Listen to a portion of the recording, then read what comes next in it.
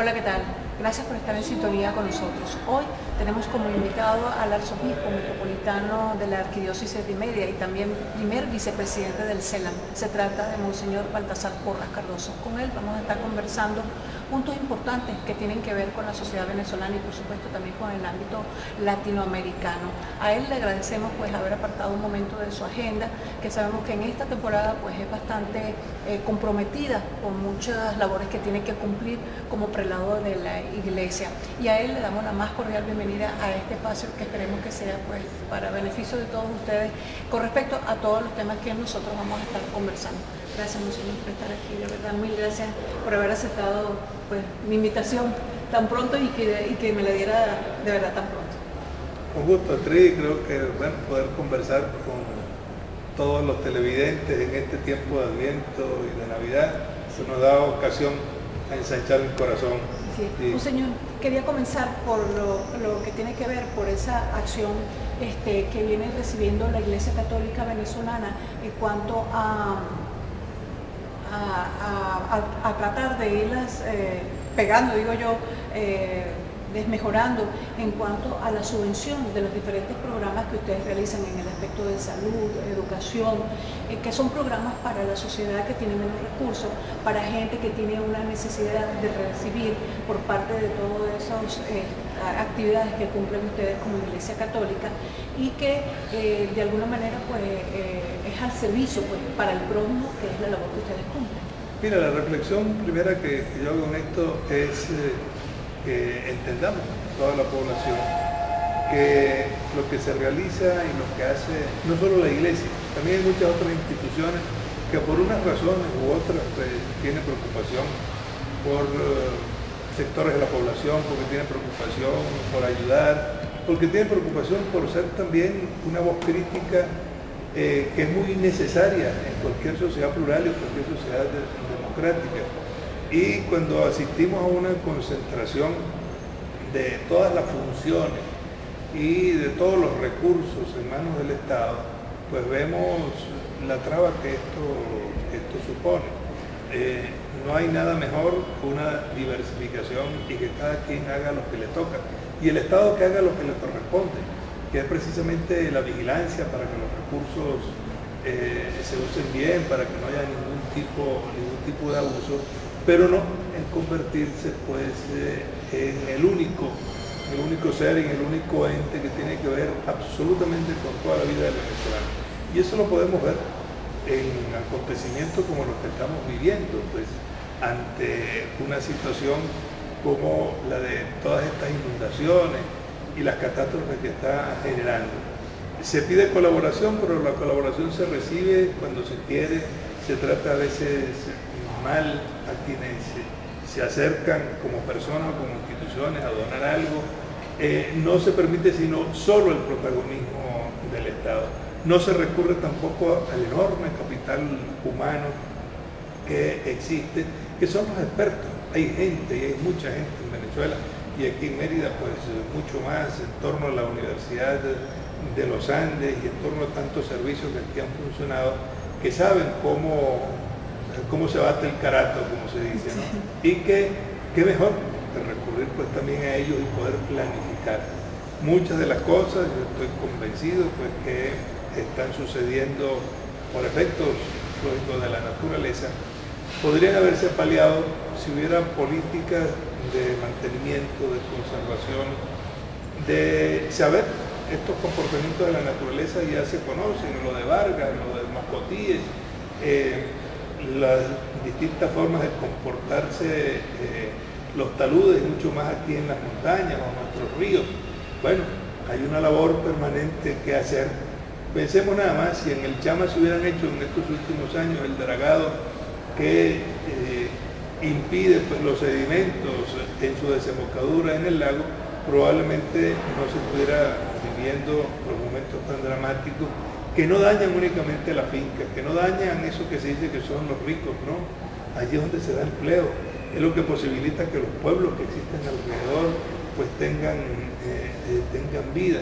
Entonces tenemos que ver esto con un criterio mucho más amplio y no de solución inmediata de pequeñas curitas que se van poniendo en un momento de emergencia y que nos lleva a ver cosas con todo respeto, pero que hay que decirlo seriamente.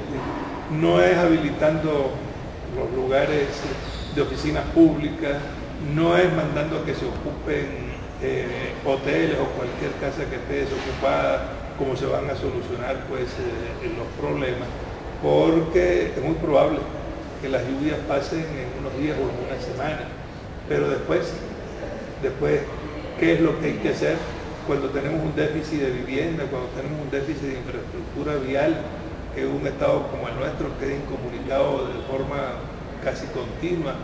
Pues, ¿por qué? Bueno, porque hay cosas que tendrían que haberse previsto mucho antes. Los puentes que se están cayendo, bueno, son puentes que fueron construidos hace 60 años y que requerirían no solo un mantenimiento, sino la necesidad que tenemos de una vía mucho más expedita. Hay que ver lo que significa en estos momentos ir desde Mérida al Vigía y del Vigía hasta Cajaseca, para no decir algo, la cantidad de policías ha costado, todas las edificaciones que ha habido ahí al respecto, todo lo que hay alrededor.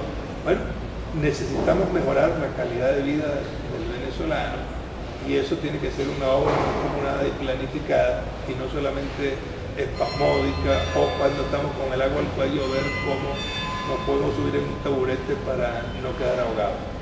Vamos a hacer una breve pausa. El regreso de eso, la calidad de vida, cómo se ve afectada y sin duda alguna, en mi opinión, toda esta tragedia, para eso existe la mitigación de riesgo, por eso existe, pero lastimosamente pues como vaya viniendo, vamos viendo, no es la mejor política. Se pierden recursos humanos, se pierden recursos económicos que bueno, que cuesta obtener. Se ha puesto de manifiesto sin duda alguna la dramática realidad de la vivienda, del déficit habitacional. Ahí no hay que buscar más a dónde. Y quería referirme a eso, a la pérdida de calidad de vida en cuanto al ciudadano venezolano, al ciudadano de a pie, de cualquier nivel social. Vamos a hacer la breve pausa y enseguida regresamos con usted. Quédense con nosotros, ya regresamos con Monseñor Baltasar Porras Cardoso, primer vicepresidente del CELAM y arzobispo metropolitano de la Arquidiócesis.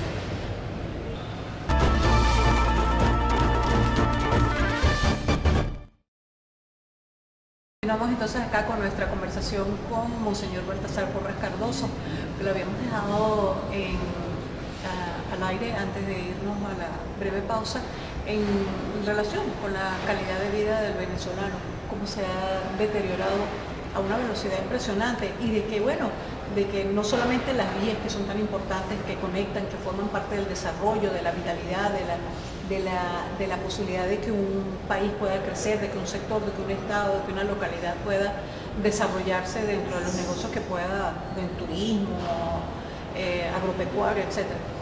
Sino que queda sin duda alguna de manifiesto pues que la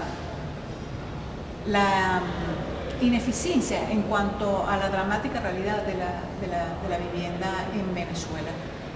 ¿Cómo ve la Iglesia en este momento la posibilidad de que esa tragedia que está viviendo el venezolano pueda ser superada y pueda ser de verdad tomada con la seriedad que corresponde? Sí, estamos en un tiempo que es un tiempo muy bello y que es el tiempo de mayor impulso que tiene el ser humano y que tiene el creyente, que es el tiempo del Adviento y de la Navidad, que nos pone con una figura bien interesante, que es la figura del profeta Isaías. A él le toca vivir en un momento de grandes dificultades del pueblo judío, están siendo asediados por potencias extranjeras, esto es previo al destierro y sin embargo es el hombre de la esperanza, es el hombre del coraje, es el hombre del mensaje de que hay que fortalecerse y que hay que regocijarse, que son sus palabras en medio de ello. ¿Por qué? Porque hay que llenarse del Espíritu de Dios y que tiene unos signos muy claros. Esos signos claros que ahí aparecen es que la paz es producto del trabajo, que la paz es producto del esfuerzo, de un esfuerzo que es el que nos permitirá el que el niño pueda jugar con la vibra, que haya la posibilidad de que convirtamos las espadas en arados. Es decir, ese es el trabajo cuando se entiende que en nosotros hay una vocación para vivir y vivir mejor. Venezuela tiene muchos problemas y el problema principal que existe es el enfrentamiento, el desconocimiento que queremos tener del otro. Yo no puedo hablar solo con quien quiero, con quien piensa como yo y despreciar o echar de lado a quien no piensa como yo. En un mundo plural, en un mundo en el que hay tantos puntos de vista para las cosas, tenemos que crear plataformas de entendimiento.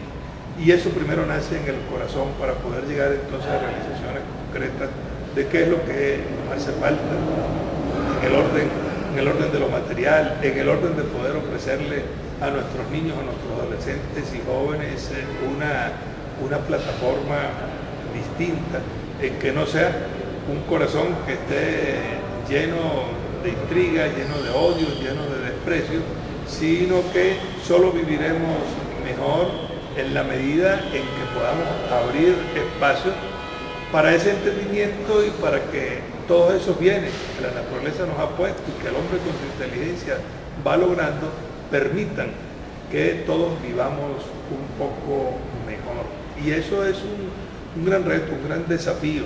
No hay que tirar la toalla y decir es que no se puede hacer nada. No, claro que sí se puede. Y lo vemos que hay muchos pequeños logros que si tuvieran también el apoyo y el esfuerzo de quien le toca ser como director de orquesta, en este caso pues todos los poderes del Estado, a todos los niveles, con la colaboración y con la cooperación que debe existir entre todos los sectores, sin preguntarle antes si es que está conmigo o no está de acuerdo con lo que yo voy llevando adelante, es lo que nos va a permitir echar adelante. Creo que en esto no debemos desmayar los venezolanos, y esto es una de las tareas que la Iglesia en todo el continente, pero entre nosotros también mucho más, ha querido y quiere seguir llevando adelante el concilio plenario que hemos celebrado hace apenas 10 años y que es un proyecto de largo alcance, de largo aliento, pues va en esta línea. El poder sembrar el amor de Dios en el corazón. ¿Para qué? Para que se manifiesten el amor al prójimo en tantas obras que podemos hacer según las capacidades que Dios nos dé, para que nos acordemos de los más pobres, de los discapacitados, de los desamparados, de los que están en el campo y no son como tomados en cuenta, quien no tiene capacidad a lo mejor para desarrollar estudios universitarios, pero sí tiene otras capacidades que pueden llevarlas adelante, y así todos creamos una plataforma de calidad de vida mucho más agradable, y que no sea la violencia, la inseguridad y el odio el que nos mine en el corazón y nos convierten entonces en un campo de batalla en que lo único que queremos es eliminar al otro. No, tenemos una vocación de fraternidad, de solidaridad, de respeto y de ayuda mutua, y en ello es lo que estamos empeñados, con lo pequeño y lo poco que pueda hacer pues la Iglesia, pero que quiere ser sobre todo un llamado a que nos entendamos, a que pongamos lo mejor de todos nosotros y a que forcemos también a quienes tienen la responsabilidad de gobernar, de que entiendan de que todos tenemos algo que aportar y que debemos ser tomados. Monseñor, hablaba del reto y quería, forma parte de todo esto, el reto. ¿Cuál es el reto de la Iglesia? La Iglesia somos todos, no solamente son los sacerdotes, ni son las religiosas, somos todos los que estamos dentro de ella y que hacemos vida con ella. ¿Cuál es el reto que nosotros tenemos que enfrentar? Y usted decía que no hay que lanzar la toalla a ninguna parte, sino precisamente lo que hay que mantenerse y seguir adelante. Ese reto visionario que tiene, tomando en cuenta que ese documento que usted hablaba sobre el concilio, que apenas hace 10 años y que bueno, que usted dice que es a una cuestión de largo plazo. Sí, ahí tenemos, ¿cuál es el reto? Crear una cultura, una educación, una espiritualidad, una forma de ver la vida que la necesitamos todos. Y yo creo que lo podemos ver en el espejo pues de otras realidades. Fijémonos este mismo año, al comienzo, cómo hubo un sismo en Haití y otro en Chile. ¿Y cuál es la diferencia? La diferencia no estuvo en el daño material, que fue mucho mayor porque fue mucho más fuerte pues, en Chile que en Haití, y sin embargo sí pudo un país superarlo y el otro todavía está sumido digamos como en un pantano, como en una ciénaga. ¿Por qué? Bueno, precisamente porque esa incapacidad que puede haber en un momento dado de entendimiento, de institucionalidad, las cosas no las podemos hacer así a lo loco y decidir lo que queramos. Cuando hay la cooperación, y la cooperación se busca donde esté, no donde yo quiera, no donde a mí me guste, fue lo que hizo que todos pudiéramos ver esas escenas tan dramáticas, pero a la vez tan bellas y hermosas, de devolver a la vida a aquellos hombres que estuvieron encerrados pues, en la mina durante varios meses. Bueno, allí estamos hechos para la vida, estamos hechos para mejorar esa calidad de vida y estamos hechos para poner todos nuestros esfuerzos en que la vida, bien sea de un minero como de un gran profesional, bien sea de un empresario o de un niño de campo, bien sea de un indigente o de una persona que tiene pues un amplio espectro dentro de la sociedad, para todos tenemos la necesidad, la obligación de abrir esos espacios a que se sea útil y a que se pueda vivir con alegría, con una sonrisa y con un deseo, y no solamente deseo, sino con una posibilidad de aportar lo poco o lo mucho que cada quien tiene a ese río de esa felicidad que queremos para todos. Vamos a hacer una breve pausa. Para regreso seguimos conversando ya en nuestro último break que nos queda. Ya regresamos, estamos con Monseñor Baltasar Porras Cardoso, primer vicepresidente del CELAM y arzobispo metropolitano de la Arquidiócesis de Mérida. Ya volvemos.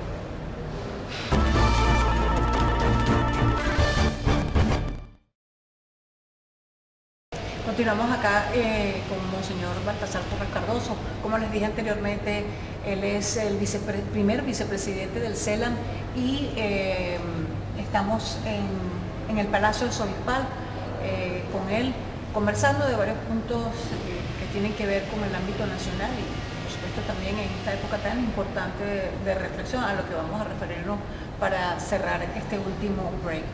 El venezolano no solamente vive la inseguridad, es la inseguridad en su negocio, la inseguridad en su casa, la inseguridad física. Tenemos una inseguridad jurídica, tenemos un vacío de Estado de Derecho.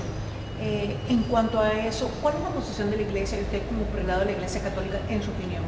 Este es un tema que lo he estudiado mucho, desde muchos puntos de vista, no solo la Iglesia, pero que la Iglesia también lo ha asumido porque le tocó padecerlo allá en aquellos años anteriores a la Segunda Guerra Mundial, en Italia, en Alemania, principalmente, como el miedo es un arma para paralizar, es un arma para generar una angustia que lo que haga es que uno se repliegue y no asuma entonces las situaciones que le ofrece la vida. Lo estamos viendo y de manera bastante dramática pues entre nosotros. Aquí tenemos en Mérida un hospital como el Hospital San Juan de Dios y hay que ver cómo crece el número de personas con problemas de comportamiento mental producido precisamente por esa inseguridad, por esa intranquilidad, por esa violencia que vemos todos los días y por esa prédica permanente a través de los medios de crear odio de los unos para con los otros, de los ricos para con los pobres, del que tiene para el que no tiene. Si ese fuera el camino para encontrarle solución a los problemas, bendito sea Dios, pero sabemos que eso es lo único que hacemos ahí, destruyendo y quedándonos pues absolutamente sin nada. Por eso ante toda esa inseguridad no se trata de hacerse el valiente y de tomar posturas o comportamientos que no son, pero hay que desarmar primero el corazón de cada uno de nosotros y tenemos que ser mucho más fuertes y más contundentes en que se desarmen no solo los espíritus, sino que se desarmen también a tantos grupos y tantas personas que actúan impunemente con armas que aparecen no sabemos de dónde, con una impunidad por parte del Poder Judicial de tantos casos que se dan y que no encuentran solución. No es el mejor ejemplo para ninguna generación venezolana ver la situación de nuestras cárceles y el ensañamiento que ciertamente hay allí yo diría que contra toda la población penal, porque las condiciones de nuestras cárceles son peores que las condiciones de una buena cochinera o de una buena pollera. Si los animales tienen derecho de estar en unas condiciones óptimas, precisamente para beneficio del ser humano, ¿por qué vamos a tener nosotros a todos los que estén allí, con razón o sin ella, entrar pues en un momento como este a juzgar de su caso? Son personas humanas, son personas que tienen derecho, primero, a ser tratados igual que cualquier otro.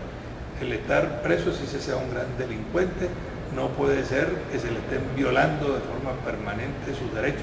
Y yo creo que tenemos algún caso bien emblemático, el caso de la jueza Fiuni, pues es un caso que clama al cielo. ¿Por qué? Porque hay una situación de salud personal, hay una situación en la que a una persona no se le puede tener encerrada en una jaula como si fuera pues un animal feroz que tiene que estar aislado de todo. ¿Por qué? Porque se está yendo contra un derecho, el derecho a la vida, el derecho a la calidad de la vida, el derecho a recibir un buen trato y un buen trato de salud. En fin, todas estas cosas nos ponen pues en el borde de un estado, de una situación del país en la que lo que pareciera que está claro es que quien tiene poder pues puede hacer lo que le dé la gana, y quien no lo tiene pues tiene que ver cómo huye o cómo padecerlo. Eso no es pedagógico, eso no es bueno, eso no es sano, no es con la intransigencia y con la imposición como se logra solucionar cualquier tipo de problema. En estos días lo hemos vivido aquí mismo en Mérida. Yo recibo una serie de llamadas y de denuncias en este sentido. Están suspendidas las clases. Bueno, los supervisores pareciera que están allí es como lobos rapaces entrando a ver quién es el que entra a un colegio para inmediatamente amenazarlos con levantar un acta porque no puede estar nadie sino simplemente el vigilante. Bueno, ¿cuál es la razón para que se actúe de esa manera? ¿Por qué tiene que quedar clausurado de tal forma que no pueda entrar nadie allí, ni el personal directivo o cualquier otro que eventualmente, si no tiene clase, tiene que ocupar pues su tiempo? Son cosas que no ayudan a la convivencia, que no ayudan a la fraternidad, que no ayudan al entendimiento, sino que son distintas. Por eso estamos a las puertas pues, de un nuevo año. Un nuevo año que puede presentarse con situaciones muy difíciles, ya de hecho con los efectos que dejen todos estos desastres naturales, pues va a exigir mucho más. Eso tiene que ver con lo económico, tiene que ver con lo social, tiene que ver sobre todo con lo espiritual. Que tengamos nosotros pues esa capacidad y esa fuerza, porque la necesitamos todos para que no cedamos el espacio de convivencia, el espacio de respeto, y dejemos que se nos arrase solo mediante la constancia, solo mediante la paciencia, entendida no como resignación, sino entendida como quien trabaja en construir la paz. Paciencia viene precisamente de allí, de paz, y esa paz que queremos en el corazón y que queremos en la convivencia familiar, tenemos que llevarla a todos los otros ámbitos para que así podamos no solo desearnos, sino que de verdad sea un año nuevo feliz. Esa felicidad está en nuestras manos y tenemos que con fortaleza y con valentía, sin aspavientos, pues hacer que se haga realidad. ¿Para qué? Para beneficio de todos, para beneficio de los muchachos que están sufriendo, para que podamos decir que el futuro de Venezuela es un futuro de paz, de alegría y de convivencia, así como podemos desearnos de verdad pues un año nuevo feliz. Gracias, monseñor.